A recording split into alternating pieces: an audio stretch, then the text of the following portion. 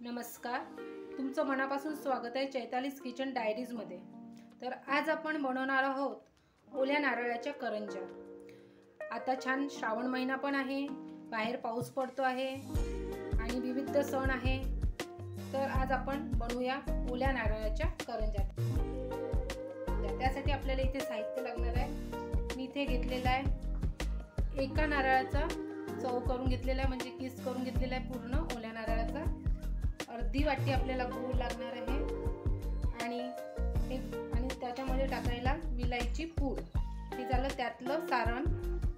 आता पातीसाठी आपल्याला इथे 1 वाटी रवा घेतलेला आहे, अर्धी वाटी मैदा घेतला आहे आणि थोडं किंचित अशा प्रमाणात मीठ टाकायचं ते घेतलेलं आहे। तर आजच्या रेसिपीला आपण आता सुरुवात करूया। एका ताटामध्ये आपण 1 वाटी रवा टाकून घेऊ, त्यातच मैदा टाकून घेऊ आणि थोडं जे किंचित आपण मीठ घेतलंय ते पण टाकून घेऊ। आणि या सारणामध्ये आता आपण मी कडकडीत असं तेलाचं मोहन करून घेतलंय ते टाकून घेऊ, म्हणजे खसार होती त्याची पाती छान आणि त्या खाण्यासाठी पण छान लागतात करंज्या। आता मी हे सगळं चमच्याने व्यवस्थित यामध्ये मिसळून घेते ते आणि मग आपण हे मिसळून झालं की थोडं पाणी टाकून छान याचा गोळा तयार करून घेऊ। या सारणामध्ये आपण जे तेलाचं मोहन टाकलं होतं ते पूर्ण मिक्स करून घेतलंय। आता छान याच्यामध्ये थोडं पाणी टाकून याचा घट्टसर असा गोळा करून घेऊया। आता मी इथे गोळा तयार करून घेतला या सारणाचा आणि याला मुराईसाठी आपण अर्धा घंटा याच्यावर एक पातेलं झाकून असं सोडून देऊ आणि आपण इकडे आता याच्यातल्या सारणाची तयारी करू। इथे मी आता कढई गरम करायला ठेवली आहे, किंचित असं थोडं तूप टाकू।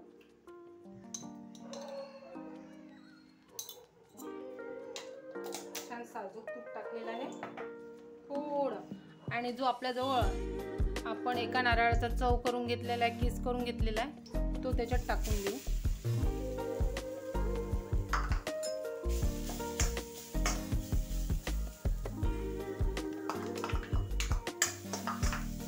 आणि थोडंसं छान ते नारळाचा किस आपण परतून देऊ आणि त्याच्यामध्ये अर्धा वाटी जो आपण गूळ घेतला तो टाकून देऊ।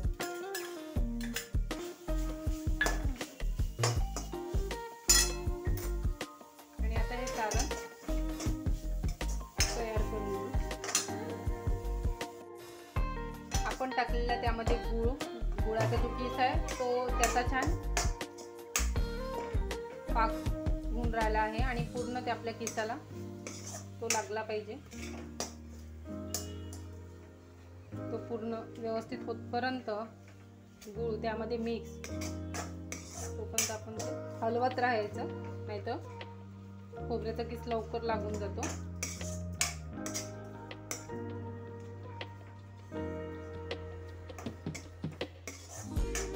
आता ऑलमोस्ट आपलं हे गूळ मिक्स झालेलं आहे पूर्णपणे।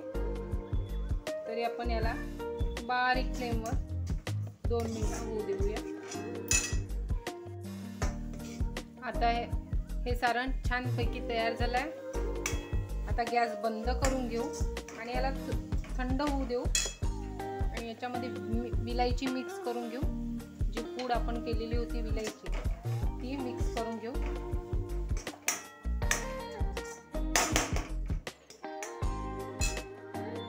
आता हे थंड झालेलं सारण आपण एका बाउलमध्ये काढून घेऊ।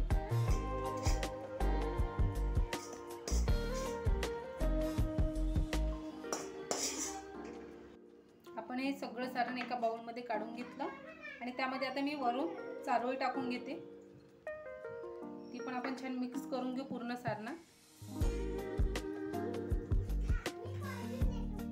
आता हे पीठ छान ते पाहू शकाल मस्त नरम झालेलं आहे। याला लाटायला तुम्ही मैदा घेऊ शकता, तर माझे इथे आता तांदळाचं पीठ आहे, तुम्ही तांदळाचं पीठ घेते। माझ्याजवळ तांदळाचं पीठ असल्यामुळे मी तांदळाचं पीठ घेतलं।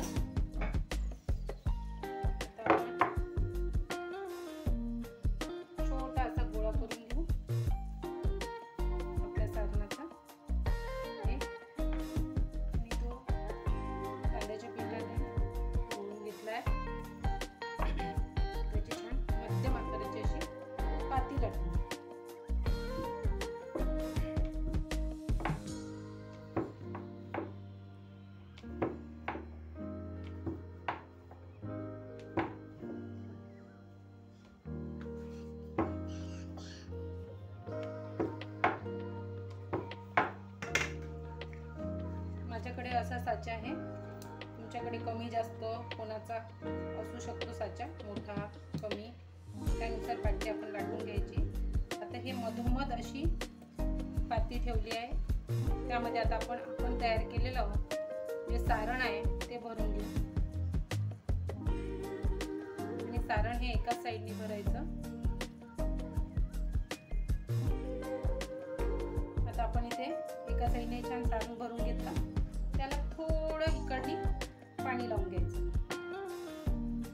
हे उकळलं काटाचं छान बंद करून घ्यायचं. आणि जो उरलेला पातीचा भाग आहे तो आपण या ठिकाणी काढून घेऊ.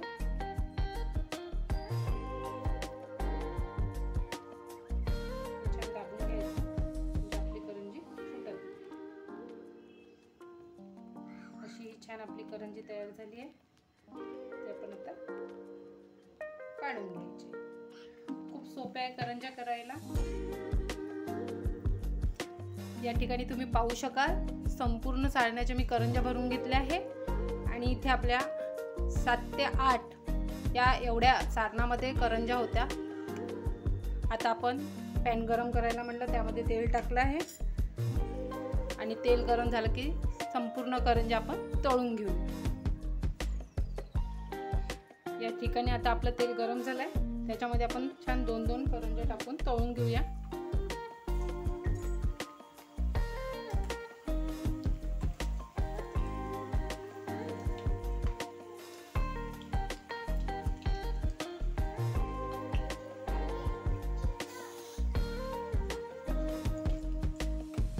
दोन्ही भागांनी छान पलटून घ्यायच्या. आपण केलेल्या संपूर्ण करंज्या मी तळून घेतल्या आहे. आजची आपली रेसिपी तयार झालेली आहे. ओल्या नारळाच्या करंज्या खायला पण छान लागतात. ओल्या नारळाच्या करंज्या तर अवश्य ही रेसिपी ट्राय करून बघा. जर व्हिडिओ आवडला असेल तर लाईक करा, शेअर करा, सबस्क्राईब करायला विसरू नका. चैतालीस किचन डायरी.